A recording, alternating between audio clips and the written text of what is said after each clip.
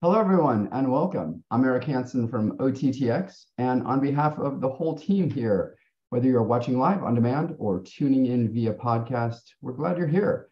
This is episode 2 of OTT.X's series, The Buzz, where we invite leaders, experts, prognosticators, pontificators, and rabble-rousers of the streaming world to get together, share their thoughts about what's going on today, right now, in streaming. I want to make sure to mention also that you can find and subscribe to all episodes of The Buzz via podcast on Spotify. Just search for OTT.X.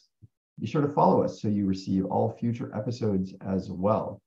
With that, I'm thrilled to welcome this episode's moderator and a great partner of OTT.X, Kirby Grines, founder and CEO of 4320, to introduce our guests and get this episode rolling. Kirby.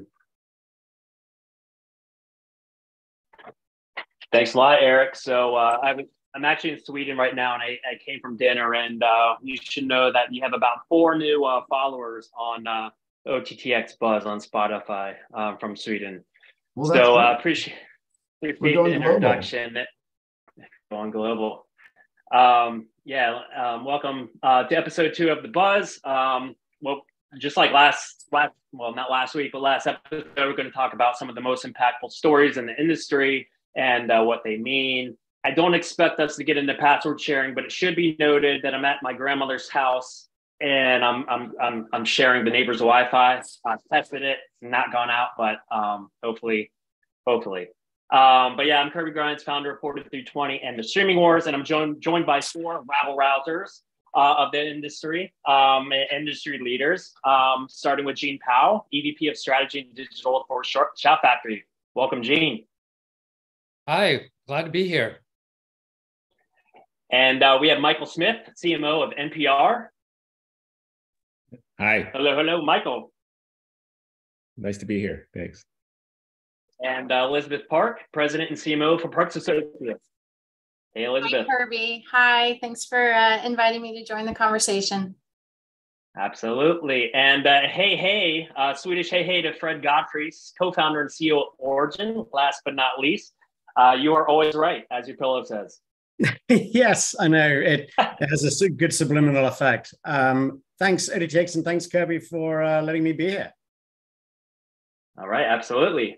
So let's get right into it. And I want to start by it's a story from the LA Times, but it's a topic we've been talking about or hearing about for the last few years, really, about the great rebundling. And the piece goes into how the great rebundling, mostly Hollywood as we know it, and I think a lot of things as we know it in terms of media entertainment have changed. So the article kind of starts by talking about gives you context of linear television, kind of the heyday and the golden goose of which was pay TV, which we'd pay a monthly bill for a big bundle of stuff, whether we watched it or not. It was a massively lucrative business for the companies involved, being distributors or programmers of the content. And what always was interesting about that model is it's not only subscription based, but served ads on top of it. So highly lucrative. Kind of everything has broken apart since then, and a lot of companies are realizing what maybe some of us knew the whole time, that streaming is not as profitable as the old golden goose of linear TV.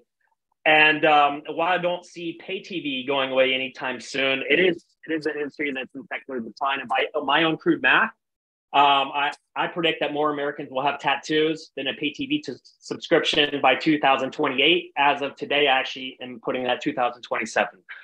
So while the future is streaming, yet the revenue is not matching kind of that industry that is shrinking. That's pay TV. So let's go right into kind of bundling, unbundling. I know some companies have tried bundling in the streaming sector with Disney and the soft bundle of Disney Plus and Hulu, Paramount. Now I'm doing a hard bundle with Showtime. So Elizabeth, let's get into it. You monitor the space day in and day out. So give us your take on the industry when it comes to unbundling, rebundling, and where's this all going? Sure. So there's certainly a lot going on. And I think over the past couple of years, we have watched the unbundling of the cable TV channels and moving into the direct-to-consumer world. And then the realization that it's actually a lot harder than it looks in terms of trying to make that P&L in the end look like it did for the cable business. So that unbundling, which we've been watching closely at Parks Associates, and then watching the service hopping going on. So we're showing a 47% churn rate, and just over a 30 million OTT subscribers hopping around on services. So we definitely have been seeing the impact of the rebundle coming, and we think that's going to really look a lot different in some ways than it has in the past. But certainly from our perspective, taking a look at history and what the cable channels did to create those bundles in the past is something that the industry is looking to, but with some twists and turns, new brands, different types of bundles. And we think that's going to play out big time in the months to come. And I forgot to mention this in the intro. If anybody out there has any questions or answers, put those in the box, and we'll try to get those if they're relevant to the conversation. And there's a good time to interject those. Yeah, thanks, Elizabeth. And you mentioned so what in your mind, what does the rebundling look like? Well, I think it's going to be unique in different ways, depending on that service provider's strengths. So a lot of the niche content helps drive the general content. And so taking some of those smaller streaming services and attaching them to larger services. I think on the sports side, there's lots of interesting things that can be done with the ability to watch the sports game, but then really extend that content into all sorts of different types of bundles when you look at individual players, teams, and then the local potential community types of bundles that could come with it. So I think it'll be the wild, wild west of bundling, and it's going to show up in a lot of new ways that extend beyond just the channels, the content, and even the service providers. Yeah, Kirby, I was thinking that the unbundling has been the death of other media sectors before video. If you think about the newspaper industry, was all about bundling a whole bunch of different kinds of content in one thing called the newspaper, and then the internet unbundled all of that, and then that business has never recovered. And you think about the music industry was riding high on something called the CD, which was basically a bundle of lots of songs, 2 or 3 hits and 14 other songs you didn't want. And and the industry aligned and had a uniform pricing around that product, and reaped super high profits. And then that was destroyed by streaming and I think that our business is the same way. We had a really great product in a cable bundle with a nice high price that provided plenty of margin. And now we've gone to a world where we're bundling in these little mini streaming services at super low prices, giving consumers a tremendous amount of product at a tiny price. And that's why everybody's losing money. I mean, even the #1 company in streaming, which is Netflix, is only operating on about a 15% profit margin. You go back. I worked at Scripps Networks for many, many years, and in the early 2010s, at the height of cable, we had a 45% cash flow margin, and a 35% bottom line margin. So if the holy grail is for everyone to have their own Netflix, that's really bad for the industry, because it's not a profitable business. So there needs to be some rethinking about how we sell entertainment to consumers. So when you say a 15, what I'm curious is, okay, let's say Netflix, 15% margin, give or take streaming, 15% margins, substantially lower than the 40% you mentioned at Scripps. Do you see the margins improving or getting anywhere closer to where they are now to the linear TV model? And by linear, obviously we're talking about the legacy pay TV. Yeah, well, we've kind of done this to ourselves. I mean, we make the product. We control how we price it. So, I mean, if you have a donut shop, you don't have to give the donuts away. I mean, you can. But what the end business has done is, in a race to grow subscribers and thinking that would drive stock price, we've made a lot of content with no profit, in the business model, and just given it away to people, hoping that there would be some other kind of return. And that doesn't work. So until people, I think in the industry, and I think it's smart what a lot of companies are doing, cutting back on content spending and readjusting this price value thing for consumers, but that takes alignment, across companies, and you're starting to see it. I mean, Warner Brothers Discovery has been cutting back, Disney's cutting back, Paramount's cutting back. So I think, the only way we go back to the same margin world is you need to, you'd say, 6-7 years ago, you had 100 million people pumping $120 a month into the entertainment ecosystem through cable subscriptions. If you come out in 2025 and you have 120 million households pumping, $40 or $50 into the ecosystem through 3 or 4 streaming services, that's half the business gone. So that's not going to work. Yeah. You need to get $120, ARPU out of households in order for us to stay the way we are. So we're going to have to figure out a way to package and bundle and price where people are paying $120 for their entertainment content, or we're going to have half of us will be working here. And that's notwithstanding inflation, Michael. But Kirby, I didn't expect to have a thought on this, but typically my brain has come up with an angle and that's slightly different. And it was what I was thinking to myself, and what I talk about a lot is the angle to this question for me is, why are the streaming services struggling with that profitability that they need, right? And I think that this is where we've got like a multifaceted problem. And I was writing notes, but streaming is existing in a fundamentally like unregulated space where rev shares, inventory splits, business models are really all over the place. People can change, the gatekeepers can change the rules of engagement at a moment's notice. And also in a space where there's a lot more middlemen or middle people, all vying for a piece of every dollar that's being made. There is something which I've mentioned before. There is an artificial holdback of advertising to streaming being held by people that want to keep that money in traditional TV. So right now, contrary to, I think, what most people would like to think, there is so much more supply than demand. And that's actually, not to go into a rabbit hole, but that's one of the reasons why we have things like frequency capping issues. There just aren't enough advertisers being moved by their agencies or other thought leaders into streaming. That's another one. It's also, I think, appreciating that I don't hail from this land. I come from a place where we had 4 channels, then we had 5, and it was crazy.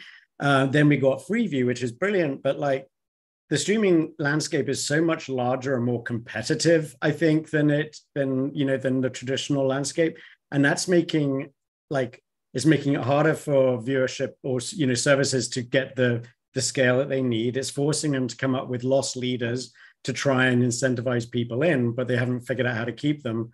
And then the other one's coming from the consumer side, and this is just me speaking about when I'm watching TV.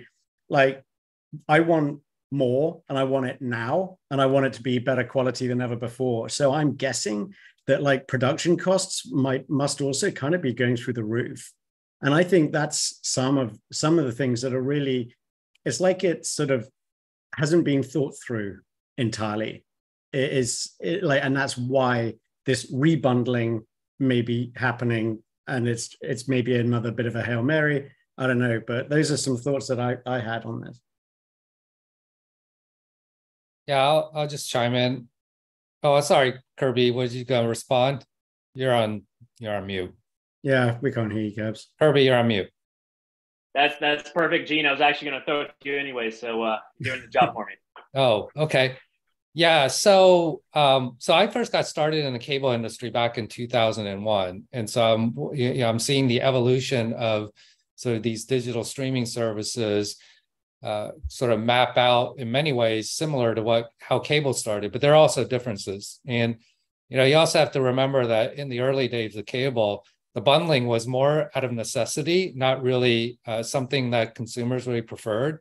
Kind of similar to Michael's example with the newspaper and the CD. It's like the only efficient way to be able to deliver television programming through cable was through a bundle, because it was all analog systems. You couldn't select and choose what channels were available. You just basically bought the basic cable package and you got a selection of channels.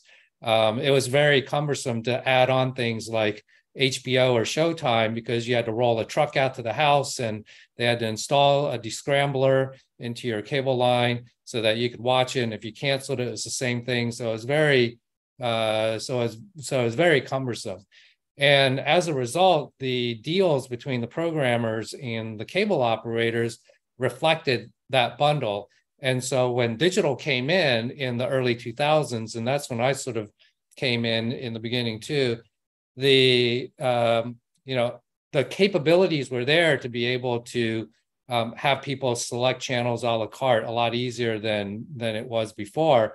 But because of the business relationships, the programmers were very reluctant to do that, and they had a lot more leverage with the operators because they had a lot of exclusive programming. So I guess going back to Michael's point, like the margins that cable channels are enjoying now, it's not enjoyed by all because some programmers like ESPN, even though they charge a lot of money, their programming costs are really high. So their margins, while still very attractive, are not quite as high as what companies like Scripps were getting. But also remember, back in the very early days, they weren't getting very big affiliate fees. And in fact, when ESPN initially launched, they actually paid the operators to carry their channels. I mean, it was just a few pennies per sub. And when they switched over to being free, I remember the guy over at ESPN was telling me the story. It's like, we got some good news and bad news for you. One, it's like, we're not going to be giving you any money to carry our channel. But the good news is we're not going to charge you either. But then fast forward 20 years, they were charging more than $10 per sub to carry the channel. Well, what I'm seeing happening with digital is that with these new channels, you're essentially forcing those bundles to break apart because they're not economically viable anymore. And you're going to see this rebundling, and this rebundling is going to start off, I think, a lot like the early days of cable, where there wasn't a lot of money. Programmers didn't really have that much leverage to be able to charge either operators or consumers. The ad model wasn't quite developed, and so the programming on these new channels are very similar to the programming on cable channels in the very early days. Low production quality, as well as older content like you're seeing now. So I think in some ways it's going to play out very similar to how cable played out in the early days, but then also it's going to be very different. So it's going to be interesting to see what's going to happen. So Gene, do you envision anything that remotely is close to the pay TV bundle making an appearance in the streaming world? Yeah, and I'll even say kind of like a force bundle where you're kind of paying for more than you're consuming. I think there will be more attractive bundles that will come up, and there'll be different versions of the bundle. When you sign up for cable, you only had a few different choices, but now you could have a multitude of choices. And I kind of think of I kind of look at the magazine model going forward, or the newsstand model.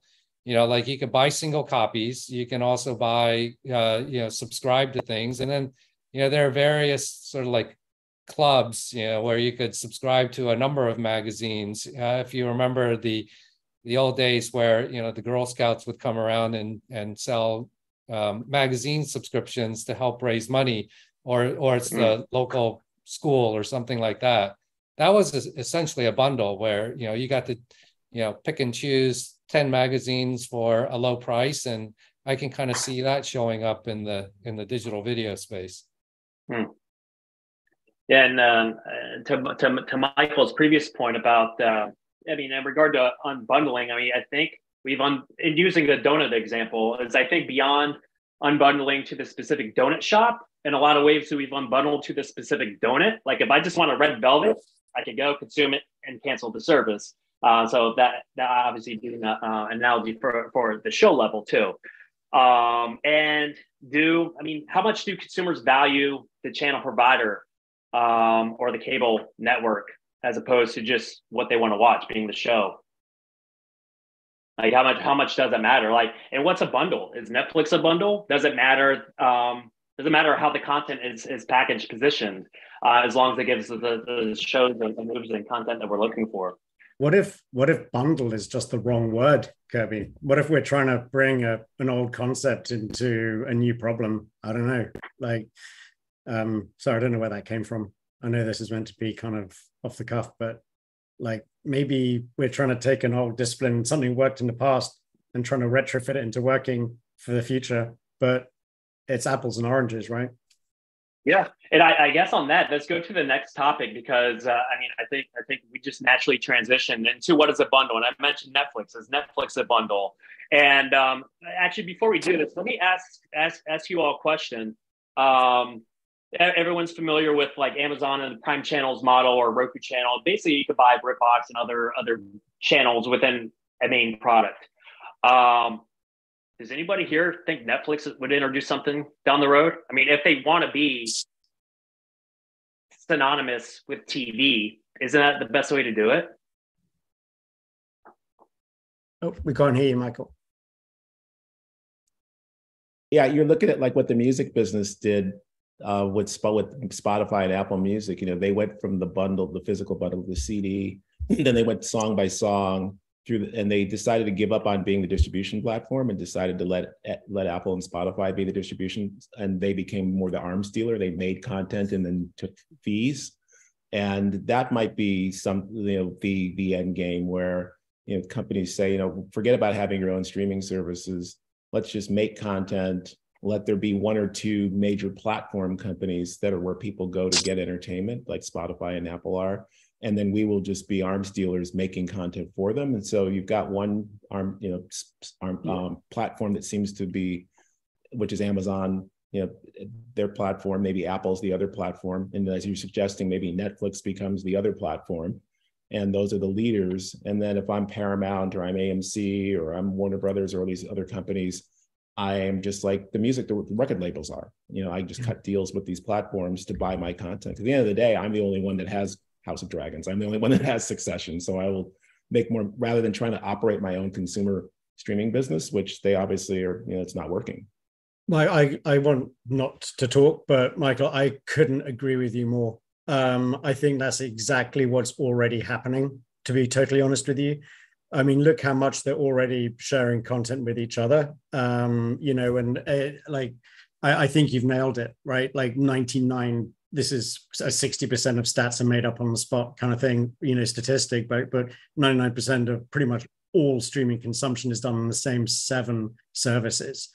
There is no space or leeway or real discoverability for people to come in and be independent, but to be a content owner and to get right on those coattails, just like a channel owner would do on a Pluto kind of thing, if you will, I think is exactly the way it's been going. The only problem is who's gonna regulate, who's gonna decide what the arms dealers are paying? This is the problem, right? Is it going to be the service? Is it going to be the OEM? Those contracts do not play well with each other. Look at the number of times those pissing contests have happened. This is the thing that really concerns me. But otherwise, I think you're bang on. And those to speak. Go ahead, Elizabeth. I was just going to jump in and say that, the volume of options right now for the consumer is just too much, right? There's too many options to choose from. And everybody trying to be everything to everybody isn't going to work, because the people aren't going to be able to find anything, right? There's just too much. And that, I think, is where the idea of bundles has always come in, and it comes in for any industry. And this unbundling is created the volume of options with no contract, and so no commitment for long-term revenue to be coming in. So I think we're going to see the contracts coming back, and that I think consumers might even welcome that, right? They know that they're in a long-term contract. They know that the provider is going to be delivering them the content that they want and that they're willing to pay for and that they're committing to, and that will become an option, just like unlike cable, right? You can have a no contract option, but then maybe you have a contract option, right? And you pay less when you go into an annual contract with name the service provider. And then that's where that service provider has a foundation of subscribers that they can rely on and try to eliminate this 47% churn rate. And when you attach the advertising dollars to the models with the volume of options, you really get into a problem of where's the money coming from. The advertisers have got to have reliable sources of the viewer numbers, right? They have to understand how many people are actually watching, when are they watching. Frankly, I think there's a mess out there in trying to figure those numbers out. And so then you've got the agencies and brands kind of flailing about of like, I've got to go to traditional TV and I have all of this volume of streaming services. And how do I make decisions on buying advertising to get those eyeballs and therefore make the transactions, which then leads into T-commerce, which is an area where I think we're going to see incredible growth over the next months and years in how consumers are making purchases, and that's going to tie directly into the advertising, the channels, the bundles, and even that contract subscription. So that's my that's some of the take that we've got here on the volume of choice coming and where that could lead. And also, I think in the past, the technology didn't allow for that. Now it does. Like theoretically, you could create your own bundle. You could have ad-free versus limited ad versus, free with ad services. And so, it's just, the options are out there. And I think it's more around the business rules, like, to what extent are content providers and platforms going to, negotiate to, make the business more favorable to them, possibly to the detriment of consumers. But from the consumer standpoint, I think there's, you could essentially customize it for whatever their need is. And Gene, I was going to add another thing to think about, and our egos too. If there's going to be a couple services, I mean, we're all using them. We all know what they are. And Michael, whether some companies will shift to more of an arms dealer strategy, I want to talk about kind of bundling that's already happening, and HBO working on a licensing deal with Netflix, sending some older shows like Insecure, 6 Feet Deep to Netflix. I mean, the deal's not done, so maybe this doesn't play out, but I'm going to presume it does. And it's similar to a deal they did 9 years ago with Amazon and put some shows on Amazon while still maintaining their HBO Go service. So, I mean, we're looking at this for the first time. HBO content is going to be on Netflix. And this, I'll kind of add the question in here. It's like, do consumers care if there's like a little HBO thing to click on to watch HBO shows, or just put all the stuff in there? Like, how much I know the brands care about the brands, and the brands are household brands, but like from a consumer standpoint, like if you could just remove the different, all that kind of, to Fred's point, you want things, you want them now, remove all friction, QX 101. Like, what are your thoughts on HBO content being on Netflix? I mean, it's just going to appear alongside Netflix content. I think it's a little overhyped. I mean, people forget that HBO licensed The Sopranos to A&E, but it's about 10, 15 years ago. And it was their big show, and they sold it to a cable network.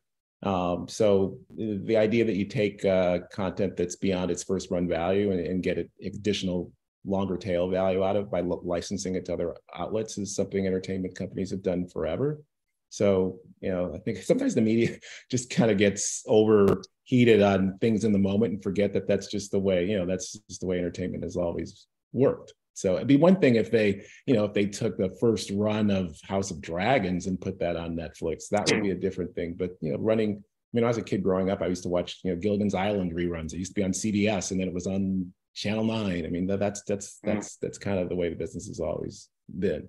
But I think the one thing that I've noticed through the years is that entertainment companies have to figure out where they play best in the value chain, and they make content, but they also have to get their content distributed. And they tend to stub their toes when they try to get into the distribution part of the business rather than letting people who do that better. So you go back to the days when the film studios owned theaters as well. And and it's probably the best thing that ever happened to the movie industry was when they were forced to divest of theaters, and then that became its own business.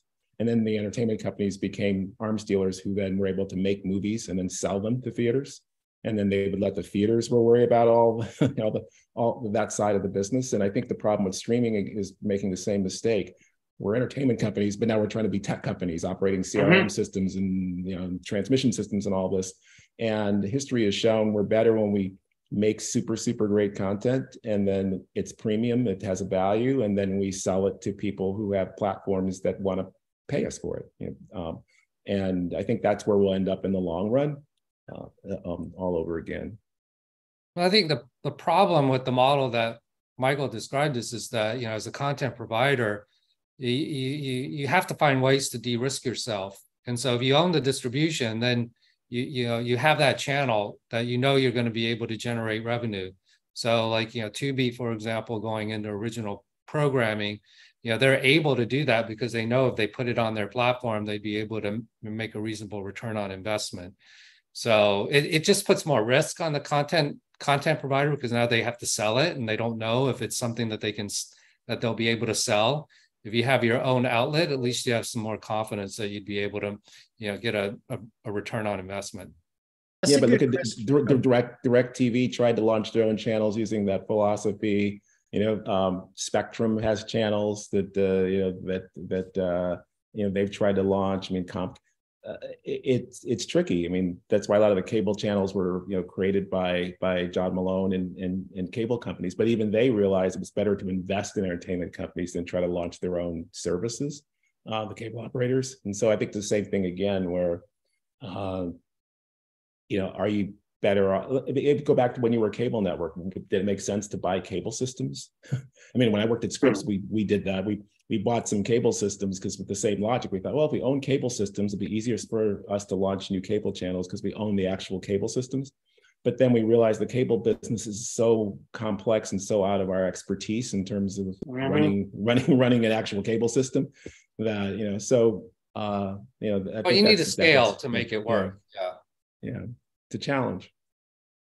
So Elizabeth, the requirements on the technology investments are huge, right? To be able to have the tech embedded to understand all of the data that's available, and then do something with it to help with retention and upselling. It's a heavy lift, and a lot of new things coming at the distributors as well as the content companies. Lots of decisions to get made over which solution providers to even use, what advertising formats are going to work, all the different platforms. Then you look at the demographics of people and look at the young kids, the middle-aged folks like us. I don't know if we're middle-aged, and then the older people. And, there's just a lot to manage, and then a lot of decision-making that has, I think, incredible long-term impact. So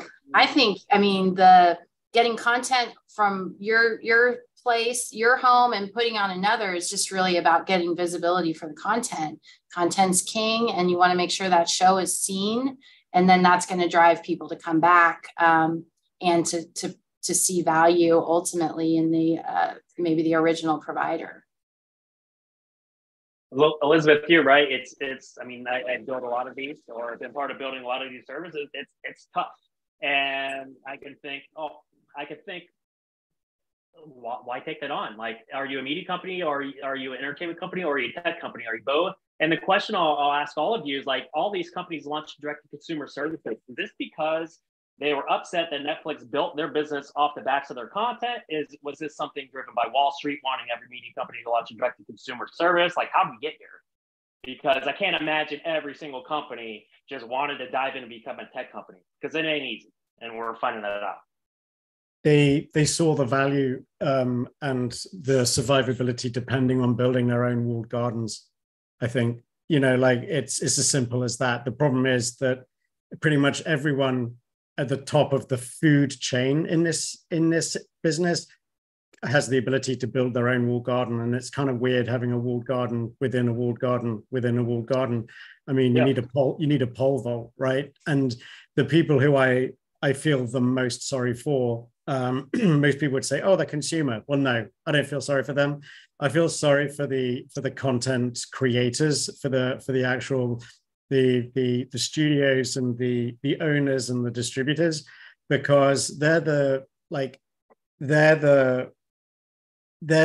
most essential part of the food chain, and they're the ones who are being the most strangled, I think. And I'm not talking about the big studios. I'm talking about just a lot of the content that's arriving that belongs, like, I mean, I've said this before, but like connected TV was our, sort of generation's opportunity to actually democratize TV, and for it to stop being this thing that I feel now we're kind of wishing it was again, but it was a cartel. Like it was our chance to actually do something that was more fair and balanced and right.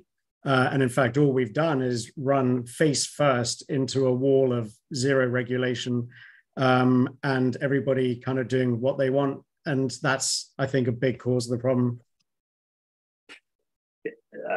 Yeah, I mean, perfect. Walled garden upon walled garden upon walled garden. Michael, you talked about Spotify before. And so just imagine if, and I don't even know what record labels exist these days, and that's the point. So just imagine if I want to listen to music, I had to listen to Island, Def Jam, what else? Universal, Atlantic, and Sony. I mean, and speaking of Sony, and speaking to the point where Elizabeth said you want your content to be seen, and kind of assume right now is every media company needs to be profitable. Doesn't it make sense to just be an arm dealer for a lot of these companies and not maintain your own bleeding direct-to-consumer service? You just if we're trying to get profitability. I mean, yeah, I think in the perfect world, but look at what you immediately lose control of. You don't control the deal terms with the service. You have like another degree of separation from the hardware that the streaming service has cut their own deal with. Like, you are so disconnected, and yet in my mind, you're doing all the work. But you have, like, some of these people don't even get the rights to monetize their own shit. Like, they've got to count on someone else doing it, and then they don't even get to decide or even have a say in the size of the check that they're going to get. So yeah, it's easier, but like, and I mean, back when I was at Newsy, on the other side of Scripps to you, Michael, when I was back at the EW side of the family, I mean, 2016 was when we pivoted Newsy to connected TV, right, in its entirety. And that was, as I think most of us will know, before streaming, before connected TV was cool and really thought of. And it was a really, really different place then to what it is now. Conversations and negotiations were fair. They were respectful. They understood that, like, these people would understand that, like, we're the reason why someone might be staying on their service. And the deal terms better reflected that than I think they do now. But I also don't think it's just greed and just Wall Street. I think it's also desperation by a lot of these people to make deal terms that work for them. It's just the pie isn't big enough right now to go around the way that we're cutting it.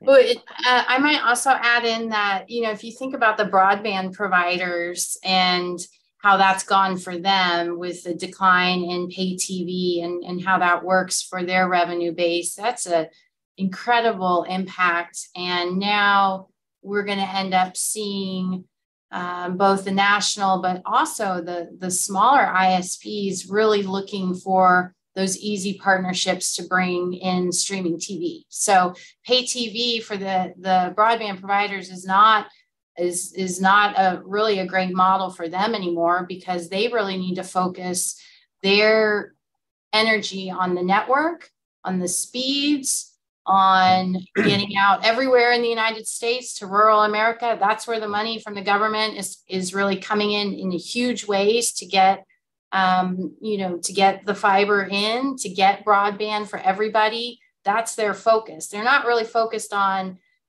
necessarily the entertainment side, but that's also a key part of what their offering has always been. And so it's a big deal for the ISPs to figure out, how are we transitioning in this world with streaming services or entertainment? So like at the NCTC show at the end of this month, that's going to be a big discussion of what are those smaller ISPs going to do? how are they going to handle entertainment? Are they doing bundles? Are they doing special packaging? How do they get entertainment? If they're not going to do pay TV offerings, what are they offering and what's that going to look like? How does that impact the bottom line? So, I mean, this unbundling and this new world of streaming is impacting so many of the industries incredibly. And then you attach the COVID, situation a few years back and what that's done to the world. And it's really a mess for a lot of the industries to figure out. Yeah, that's the way. To your point, Elizabeth, and this is a little off topic, but my FiOS high-speed fiber went out last week for a few days. And in the old days, when your cable or your internet goes out, the thing that you miss the most is your ability to watch television. And from this time, the thing that bothered me the most about it was the fact that my Ring doorbell didn't work, my Nest thermostats didn't work, my cameras did. So all this other stuff was more of a problem. The TV part didn't really bother me because I just use my 5G and watch. I can't watch TV if someone's breaking in anyway. So. Yeah, so it just showed the sea change from the operator's point of view that if you're an ISP, video entertainment is not really the key reason your customers are using your service anymore. It's all the other things that we have hooked up to the internet that we can't live without. Michael, I was actually going to add like reliability to what Elizabeth was saying, and like we have in New York, we've got our, internet providers, RCN, and they have, they've got to promise to millions of Americans a gig down, right? And a gig up, just to help support people's homes. And now they've got to work through threading and steering. My wife and I, despite being in like creative tech and the word tech being there, like we're not very techie people, right? And yet on my little RCN app, I see that we have about 30 devices connected to our internet. I mean, come on. But you're right. When they go out, I mean, ironically enough, actually, Michael, I restarted my Wi-Fi network before this call, which I tend to do because it sort of unclogs a pipe mystically somehow, somewhere, right? Or pings someone at RCN Central and says, this guy's angry. He's just restarted his internet, and so they throw me a bit more internets. But I think reliability and the fact that 30 devices is probably half of what we'll have connected in a year's time. Everything, our air conditioner is connected to the internet. I mean, seriously. Yeah, and our data shows 16 on average 16 connected devices in households. I have 43 in my house. I have 3 kids. Yeah. So the managed network and companies like Plume and Calix are going to become really important for the consumer in the end, and businesses, right? Because all of the business data as well needs to be protected, especially. So I think there's the entertainment piece is only one piece of the big connectivity picture for a consumer at home, and the devices and everything coming with services being enabled is going to be a big driver for the future. And I think that's one of the things that drives this need for simplifying it, where I don't have 75 different streaming services, where there's just 1 or 2 things that I go to, the way it is in music. I work a lot now in podcasting, and we've been lucky in podcasting because we didn't have the legacy that the cable TV industry had. But there was that tension between, do we all create our own apps like iHeart or NPR, all the big publishers, or do we just rely on a common OS? And luckily, podcasting, thanks to RSS, has had a common OS that basically everybody makes their podcasts on RSS, and then you distribute them, and then Spotify, everybody just distribute. We don't have our own apps. We just rely on the platforms to distribute podcasts, and that's really helped the ecosystem grow. And unfortunately, the TV businesses, we can't really go back to that. But if there was a way to have, maybe this opens up this conversation about the OS wars. If there was just a standard operating system for video that was on every TV, and every content maker could just make their stuff like a podcast and just post it, and people could watch it on any device. Yeah, and in that land, we shared data and did other things that would be helpful. But yeah, I wish. So we have probably one time to quickly go through one more topic. And Michael, let you choose it. Do we want to talk about FAST, or do we want to talk about Netflix possibly doing its own ad tech to make the ad experience suck less? I think FAST is a great topic. Right. There's so much buzz about it being the hot new thing. And so is that overhype? Is that real? Is that, you know? Oh. I mean, I'll just say that I think that I mean, you know, it's like we rehearsed this already. That's exactly what I want to talk. That's exactly what I want to get to. We're losing you, Kirby. Yeah, I think your connection's, but off he goes. All right, guys, what should we say while Kirby's not here? About FAST. I mean, FAST. Am I back? Oh, damn it. Yeah, we lost what you said about FAST. Here's the thing. I was about to give a shout out to Telia in Sweden for letting me piggyback off the neighbor's Wi-Fi. Shout out revoked. All right. Yeah, we were talking about FAST. Michael, you said everything I wanted to say. The whole kind of talking about it was digital TV research said that by 2028, the FAST revenue is going to be $18 billion. So just for context, end of last year was 6. Per their information, and then global pay TV generated 125 billion last year. But yeah, like you said, I can't go anywhere without hearing about FAST. Is this overhyped? Ultimately, like in your opinion, let's start with Michael and go to everybody. Like, what's the most impactful opportunity FAST provides the industry, in your opinion?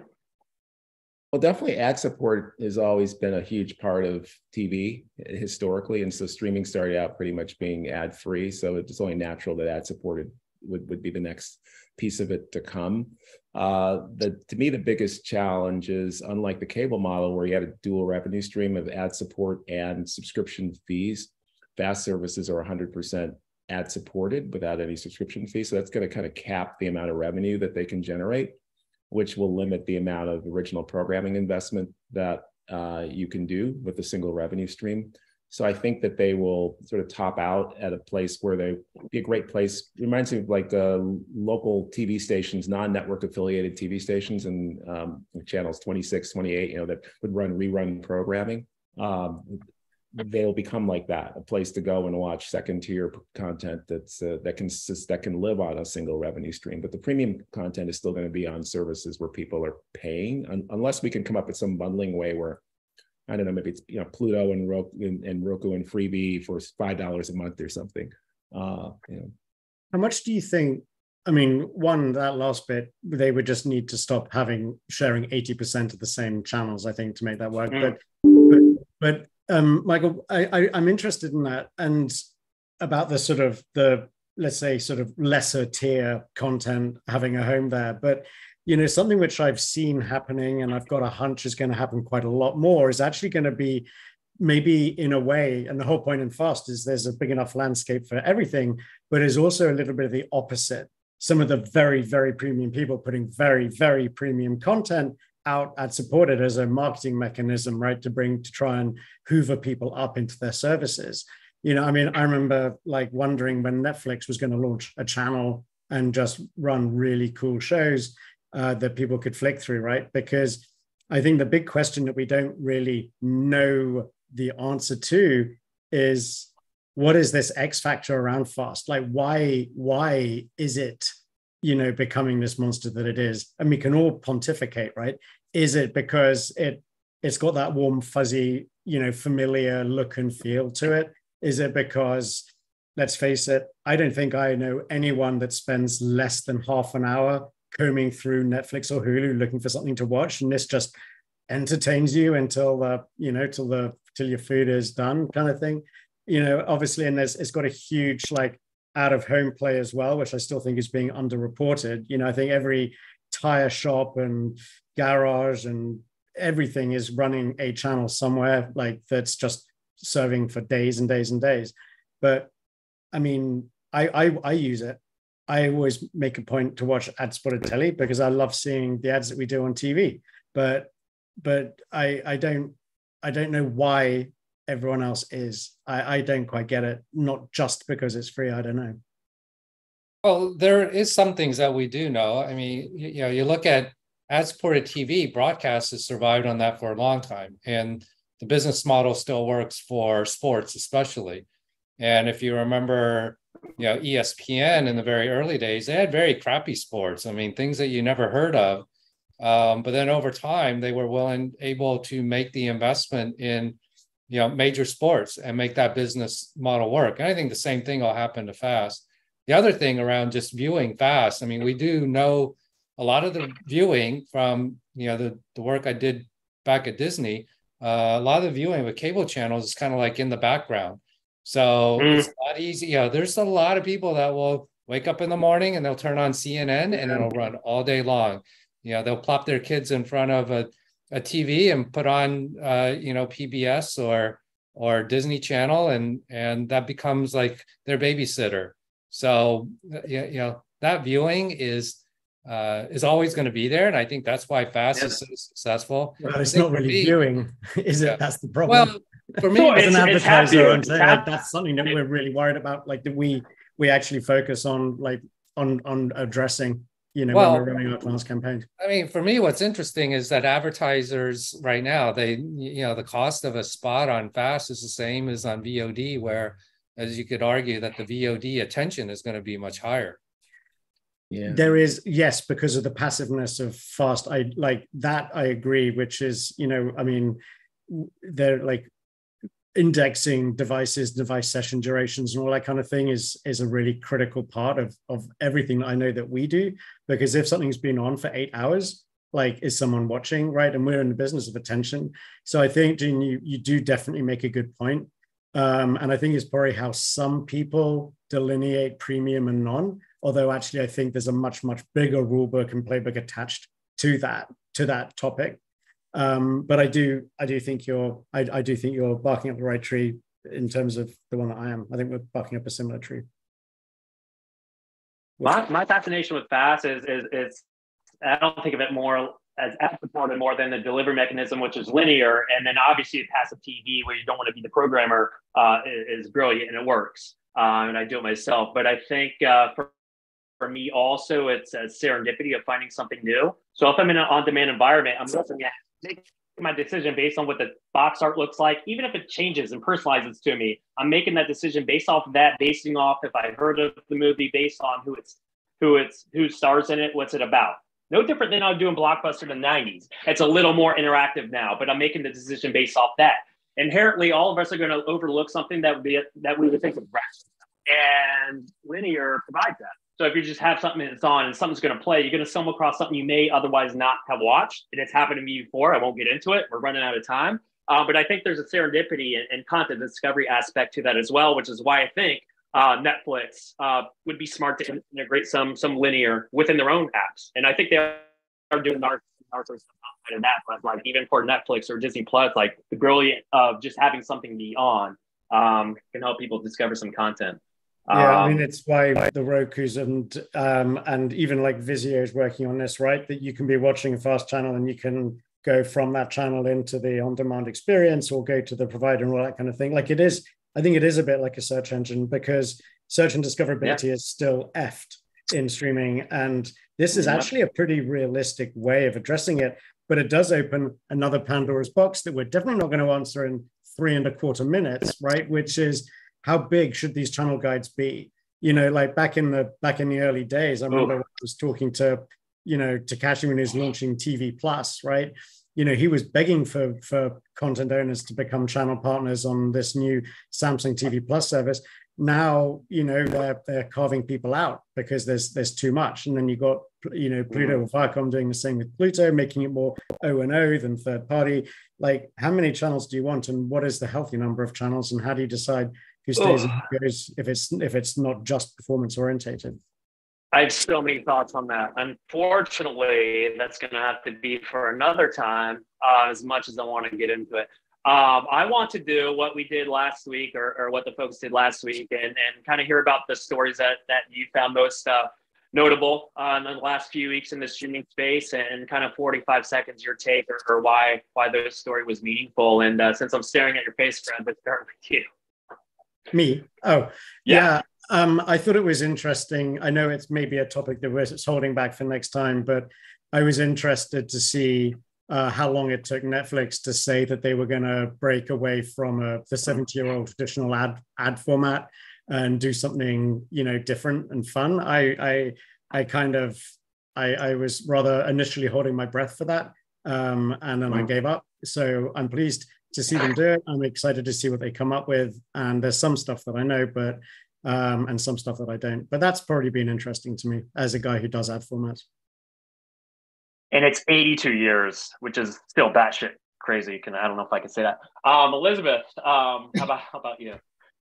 I don't know if there's one particular story. I've definitely been following a lot of the bigwig leadership stories and kind of the media bashing around the individuals at the top. But probably the sports angle is something we're looking at really closely. We know a lot about the sports services and watching how that's playing out, particularly with the reliability that's kind of a necessity when you're watching a game or a match or whatever. And so it's interesting to see that's kind of where I'd say I'm personally watching. Our team is watching all the different news stories though, and to see how things play out.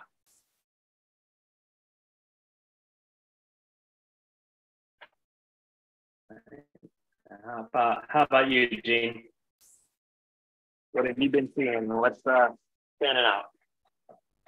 Yeah. I think something for me is this fascination around all these companies wanting getting into original content, and sort of like the rationale behind it, because I still don't see like, the investment in creating a high quality original series is going to pay off for these platforms. But I'm trying to think of like, other rationale. And I think one area is sort of like the ad sales. What we've heard, because we deal with a lot of classic TV and film, is that, the quote is that advertisers don't want to buy reruns. So if you have some original programming that you can sort of dangle in front of advertisers and then to bundle in, so your library stuff to kind of, fulfill the amount of impressions, that might be the way to go. That's kind of my suspicion, but I'm happy to hear other people's thoughts to see if either to confirm or dispel that theory. All right, take us out, Michael. Yeah, I noticed an article in Variety about the success of Sony over the last year or two. Then their stock outperforming companies like Discovery and Warner Brothers Discovery and Disney and Paramount and other companies. And the fact that they have not launched a streaming service, and that their strategy has been to be more of the arms dealer and sell content and to diversify into their strong gaming business. And it's just an interesting lesson that nobody would have guessed, probably 2 years ago, that Sony's stock would have doubled versus everybody else, given the fact that they weren't aggressively getting into streaming. Oh yeah, I agree. All right, that concludes this session. I want to thank the panelists, Gene, Fred, Michael, and Elizabeth. Thank you to OTT.X, and thank you if you're listening. I enjoyed the conversation, and until next time, thank you. All right. Hey, thanks a lot, y'all. What an incredible conversation. Y'all are really smart, and it's great to hear the history lesson on some of the stuff. I'm happy to have heard Michael bring up Gilligan's Island. You can actually watch this now. Surprise, on like 4 different platforms. I think you have to pay for it, so maybe somebody can start licensing that so we can watch it for free on ads in a tire shop or something. But no, incredible, really amazing conversations. And I want to thank all of you as Kirby just did, Kirby, Fred, Gene, Elizabeth, Michael. It was a fantastic conversation. I want to also invite all of our viewers and all of you to invite your friends, your colleagues, let them know what we're doing here. It's pretty cool. We have, again, the podcast is available on Spotify. You can go, that will be out there soon. So people can listen to these shows from your cars or wherever you also like to, the gym, maybe consume podcasts. Of course, you'll be able to watch the video as well from OTT.X.org.